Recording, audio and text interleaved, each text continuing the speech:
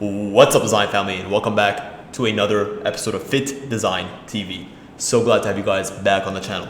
On today's episode, we'll be looking at how you can actually approach your fashion business from an entrepreneurial mindset and essentially set yourself up for success. A lot of young entrepreneurs, a lot of young fashion designers are looking to start their fashion brand as a means of doing what they love for a living, something that they're passionate about, and to bring their vision to the world. But what I see so often is a lack of follow-through, a lack of business acumen, a lack of ability to take this idea, this passion, and to channel it into something creative that actually generates a profit. So what are the missing links here? Well, on today's episode, I'll be giving you guys my experience, my knowledge as a creative director, as a fashion designer, working with thousands and thousands of brands and top level entrepreneurs in terms of what are the three key takeaways that I've seen time and time again so that you can actually set up this passionate business of yours in a way that is actually going to yield you the results you need and is going to allow you to take your creative energies and to turn them into something tangible and something that you can spread to the world, to the masses, to whoever you want to sell to. So what are these tips? Well, watch this episode and you're about to find out. What's up, design family, and welcome to Fittdesign TV. So glad to have you here. On this channel, we discuss all things sports fashion, graphic design, manufacturing, and technology. We'll discuss key topics, answer pressing questions, and provide actionable steps on starting your own product line. If you're interested in any of the above topics, stick around. You're in for a good one.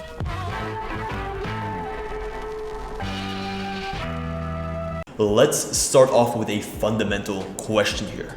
With so many fashion brands that already exist, right? The fashion space is so saturated. What do you need to do to set yourself apart?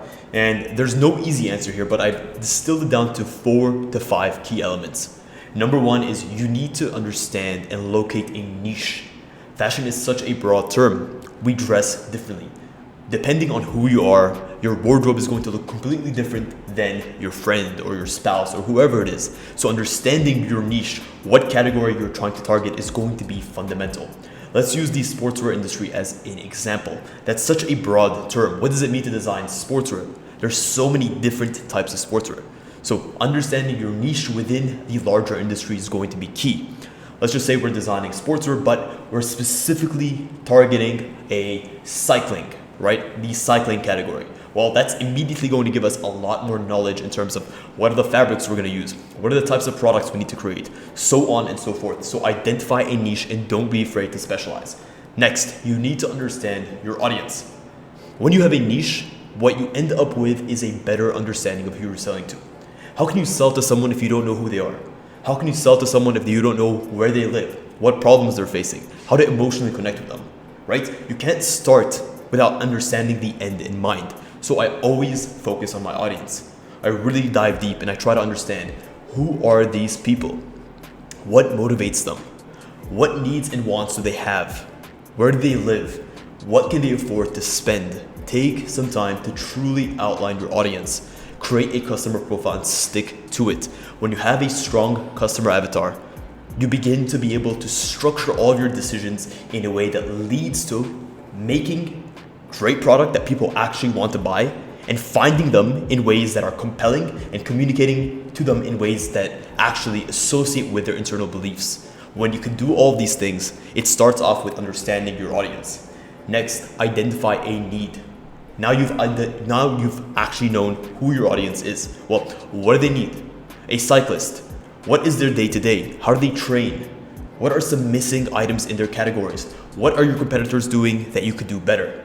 This is how you identify a need. And then when you identify a need, you can find an emotional way to connect with your audience. Most cyclists want to perform better, but at the same time, they want to perform better because of an internal belief. Something is driving them towards the sport. This is how you connect with them. You don't connect with them purely on a technical basis. By understanding what their emotional needs are and what problems they're trying to overcome, you can position your product as a solution to that problem. This is such an underrated tip, but I highly recommend it. Also, this is now going to allow you to design and produce compelling product. Most people focus on the product, especially with fashion designers. They design amazing pieces, but they're designing pieces that are only internalized within their minds. But here, we've done the framework. We've done the groundwork needed to identify what our customers want. And now it's time to execute and design amazing product to fulfill that need. Aesthetic product that matches the category. Functional product. High quality product made out of the best materials with the best construction. You need great quality product. But that's not the be all end all. Last, always keep a USP in mind. What is a USP? Well, that is a unique selling point. That's a broad term. A USP can be anything. This is something that is unique to your brand that allows you to set yourself up from the competition. This could be a certain type of functionality that your product brings. This could be your customer service. This could be a market that you're entering that no one else is supplying. Really take the time to identify what your unique selling point is and try to push that further. You can have a company with multiple USPs, so don't sleep on the idea of creating something unique to you and guarding that at all costs, and be willing to develop your USP as your company continues to grow. The second framework that we really need to understand is, with such a busy life, right? So many of us do so many things on a day-to-day basis. And for most of us, up and leaving everything and starting a fashion brand is not something that is realistic, nor is it actually something that we should be doing. So with such a busy schedule, with so many requirements, with so many commitments, how do you actually find the time to create this concept, to develop this concept, to execute this concept, to nurture this concept to a point where it's actually becoming something that is tangible, something that you can use and you can invest your time into full time? Well, number one is understanding that there are no shortcuts here. Time is your friend here, not your enemy. Understanding that sowing the seeds today and be patient as you begin to develop this business is going to be key. Two, you need to be extremely diligent with setting deadlines. Any business is going to require milestones, especially in fashion. You can't just snap your fingers and all of a sudden you have a product range that's selling with a marketing network and an influencer network that's actually generating income. This is something that is developed over time, and there are key milestones that you need to go through and you need to be consistently pushing past. The first milestone might be something as simple as actually committing to the business idea, creating a business plan, creating a 6 months, a 12-month, a 24-month strategy, then creating your branding set.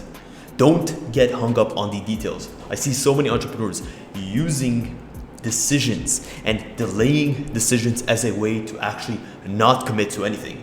They get stuck into this phase where they're spending 2, 3, 4, 5, 6 months making decisions that in the grand scheme of things are not going to have a major impact. Yes, it's important to get your branding as close as possible to perfect, but there's a point at which investing more time and more effort is not going to yield you any additional results. So create key deadlines on these milestones to actually keep yourself pushing forward.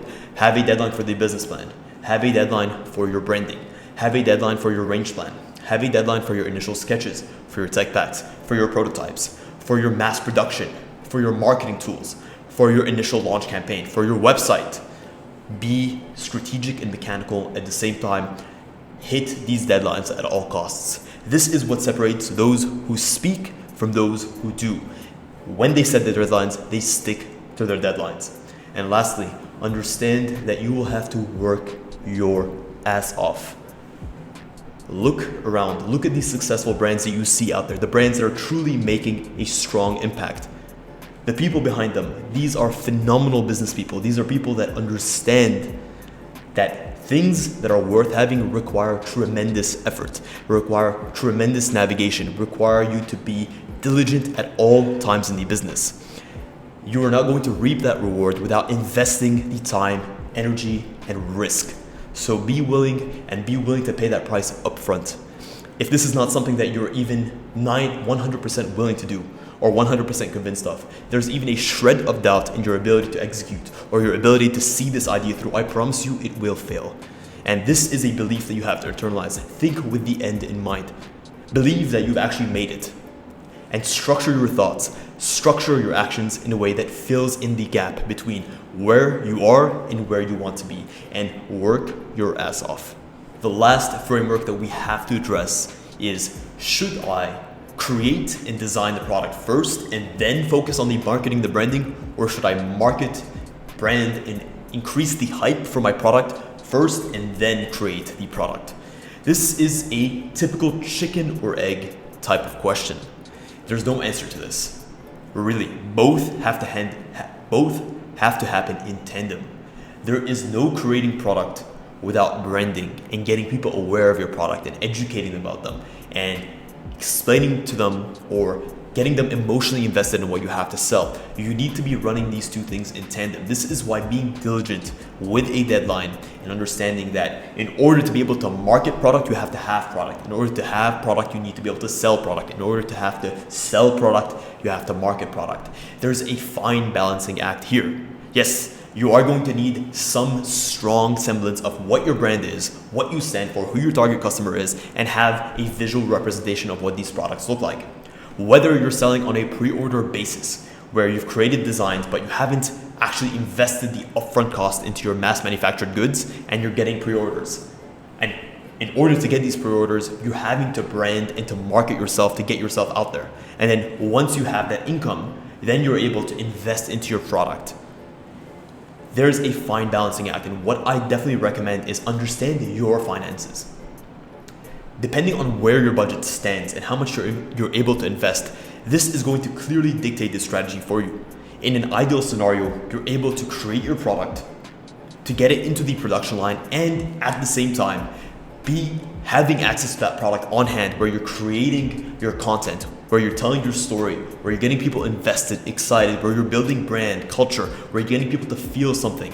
So that by the time your product is ready and ready to go, there's as little delay as possible to when your customers want to buy to actually when you're able to supply that. So you don't ever want to swing both ways. You don't want to have such a large gap between creating your product and being able to sell it. At the same time, you won't want to have that gap where you're able to sell it, but you haven't made your product yet and you're waiting to have access to that product before you can sell it. Always achieve balance. Well guys, that is it. That is a wrap on this episode. Hopefully you have a much better understanding of what you need to do and the framework that you need to adapt and to actually bring on into your mind in order to use and to build a fashion brand that is actually able to take you out of whatever circumstances you're in order to be able to pursue what you love. Because when you love what you do, you're able to invest the time and energy in it's required to actually overcome these tremendous challenges that we spoke about. Take these 3 frameworks. Take the first framework of understanding that in order to create something that is unique to what is already out there, you need to identify a niche. You need to know your target customer. You need to create a unique selling point that is actually compelling enough for people to want to buy. And also, you need to be able to create a mechanical and stick to that mechanical structure and deadline schedule in order to actually move your project forward. What is going to separate you from the rest is that when you set these deadlines, you actually execute on it. When I walk into my business every single day, I have a timetable and a schedule. And no matter how I'm feeling and what I need to do on that day, when I know that I have something that I have to take care of, I will pick myself up and I'll make sure it happens. This is how I keep everything on track, and the same should be true when building a fashion business. The last point is understanding that you need to achieve balance between branding and selling. And at all times, try to minimize the gap between when people want to buy and when your product is actually available to buy. Guys, let me know which of the 3 points that I mentioned you actually feel is the most compelling and which one spoke to you guys the most. Also, check the link in the description.